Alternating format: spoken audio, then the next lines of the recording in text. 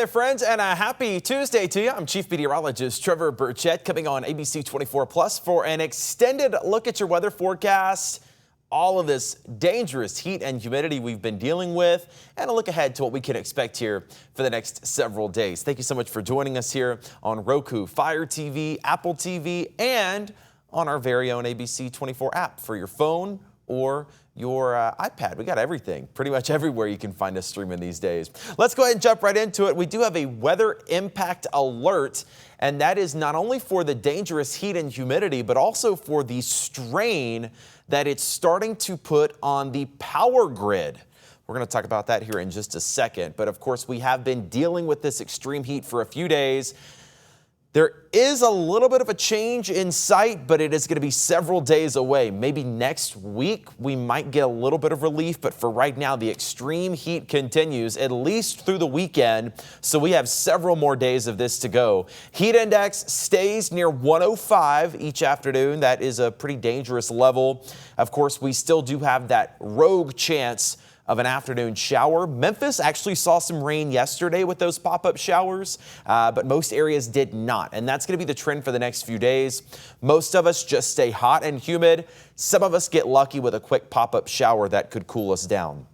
So the big thing you need to know is that you need to stay hydrated, stay cool, take breaks in the shade or in the AC. And also something we really want to talk about now is reducing that energy use. See, the issue is everybody's AC has been working overtime constantly for the last week or week and a half. Think about it. Even at night, we have that AC pumping because the low temperature has only been 77, 78, or 79 degrees. So a lot of us are keeping that air on constantly, and it is adding a little bit of a strain to the power grid. And that's coming from MLGW and the Tennessee Valley Authority. So they supply the energy to MLGW, and TVA is saying they have the potential to get close to that overload of the grid because of how much energy is being used. So they're asking all of their power users, not just MLGW, but across the Tennessee Valley, to reduce the energy usage for the next few days if possible. Because the thing is, if the system gets too overloaded, it can actually lead to large-scale power outages. So what they're trying to do is reduce the energy consumption a little bit now to prevent those power outages. So let's talk about some ways you can do that, reducing that energy use. The easiest thing you can do, because the number one thing that's using the most energy in your house right now is your AC.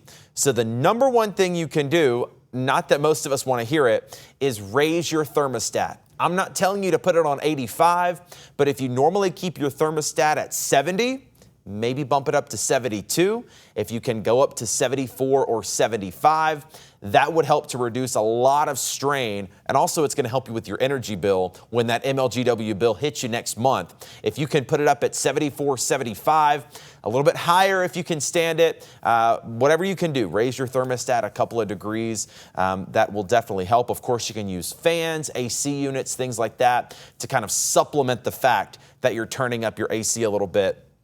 And also, if you're gone, turn your thermostat up quite a bit more. I'm going to be honest with you, when I'm at home, I normally keep my AC on about 69. I've bumped it up to 72 to sleep on lately, but when I leave the house, I put it on 79, just because if I'm not there, I don't want the AC running. So bump your thermostat up a few degrees, especially when you're gone. Bump it up a bit more. Also, avoid using large appliances in the heat of the day. Things like washers, dryers, dishwashers.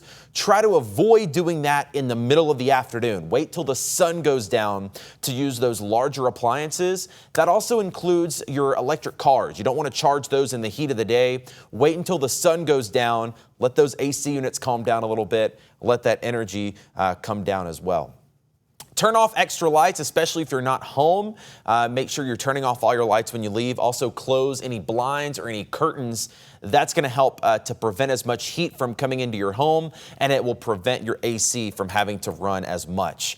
As you look ahead to the next few days, not much change in the heat index. We're going to keep the heat index around 105 or 106 through Friday. So we do have that weather impact alert for today, tomorrow, Thursday, and Friday, for the dangerous heat and humidity, but also for the excess load that it's going to put on the power grid. Notice, though, I mentioned a slight shift in the weather pattern. Maybe by the weekend, our heat index starts to come down just a little bit. 103 Saturday and Sunday, 101 Monday. I know that's not much relief, but it is a sign that maybe things will start to come down just a little bit by early next week. Still, you have to take care of yourself over the next few days, especially. Make sure you are staying hydrated. If you don't think you need water, drink some more. You can always use some water this time of year. It takes your body a little bit of time to process that water. So starting early in the morning is the best thing to do. If you have to be outside, take breaks inside or in the shade. Check in on your coworkers that have to work outside as well. Make sure they're staying hydrated. Remember your kids and your pets. Make sure you're double checking the back seat. Watch when you're walking your pets, especially on that hot concrete. Also check in on your friends and neighbors, especially the elderly or those that might need special care, and make sure they are doing okay in this extreme heat. Something that's really important to remember is heat exhaustion versus heat stroke. Heat exhaustion is a lot more common. It can happen to any of us. If we think, hey, it's only noon, I'm going to run outside and get a quick run in, do some exercise, do some yard work. Heat exhaustion can set in pretty quickly. That can cause you to get dizzy, get you a little extra thirsty. You can have nausea set in, and also you could start to sweat a lot. So if you've been outside a lot, you start to feel a little lightheaded, you get that heavy sweat, get a little thirsty. That means you're experiencing heat exhaustion and you need to head inside, put a cold rag over your head and drink up on some water. What's more concerning is heat stroke.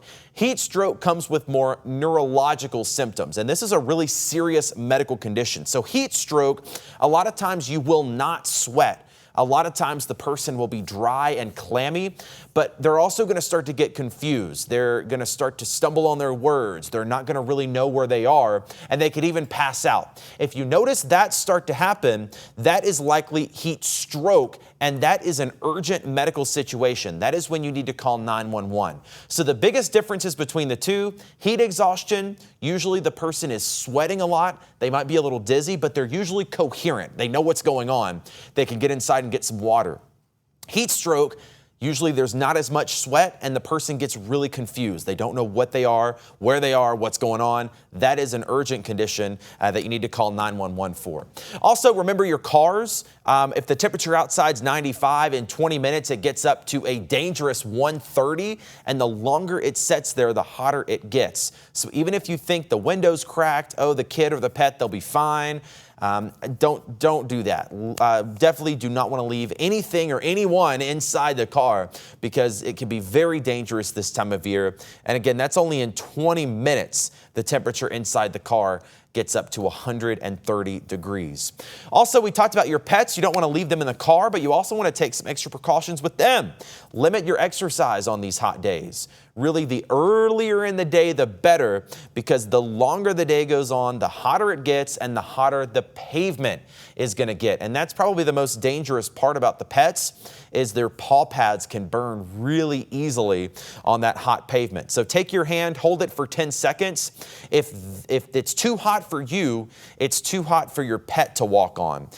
Booties are a great option. I know they look kind of silly, but they can really help to prevent your dog's paws from getting burned. And then also remember that heat stroke can also happen in pets, and it can happen a lot sooner. 80 degrees or higher. With high humidity, dogs can experience heat stroke. So I know we like to have our dogs outside playing around, enjoying the sun, but really get them outside early in the day and then let them hang out in the AC throughout the day as well. Also, don't leave them around a pool. Easily can jump in, especially if you leave them out there unsupervised. They can jump in that pool and can maybe have some trouble getting out. So again, a weather impact alert still in effect now through Friday. Dangerous heat and humidity going to continue. That can pose a risk to us, to your pets, but also to that electric grid. And that's why we're calling this a weather impact alert. So make sure you're staying hydrated, taking those steps to stay cool, and also reduce your energy use like we talked about earlier. High pressure still in firm control of our weather. That's keeping us mostly dry, hot, and humid. But by the weekend, high pressure could weaken a little bit and slide away. What that's going to do is maybe bring in some slightly less humid air. it's also going to open the door for some greater rain chances. I know we've been dealing with these spotty afternoon thunderstorms, but once high pressure gets away from us a little bit, we could see more of those thunderstorms, which will help to cool us down just a little bit. So notice your rain chances, only 20% through the weekend, a very slight chance of some of those pop-up showers and thunderstorms each afternoon. We've seen some of those the last few days. They just don't happen everywhere. By next week, though, Monday and Tuesday, I think our rain chances will come up a decent bit, at least a slightly better chance for those afternoon thunderstorms. Rain total is still pretty low. We're not expecting any organized storm system to come through, but those pop-up thunderstorms, as they become more numerous next week, could result in around an inch of rain. So checking out the 7-day forecast, weather impact alert in effect through the end of the week. Heat index near 105 through Friday. Will be mostly sunny, hot and humid.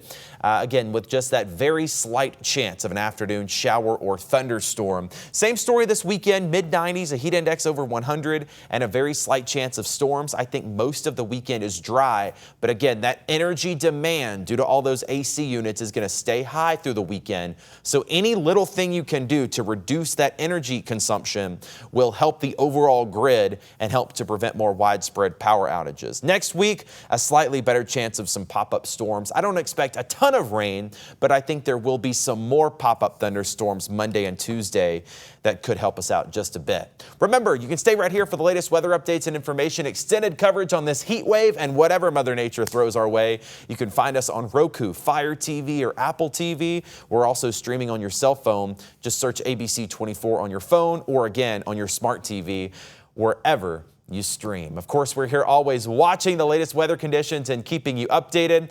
We'll be here with more updates through the rest of the week as this heat wave continues. For right now, I'm Chief Meteorologist Trevor Birchett. Stay cool, stay safe, and check in on each other. Have a good day.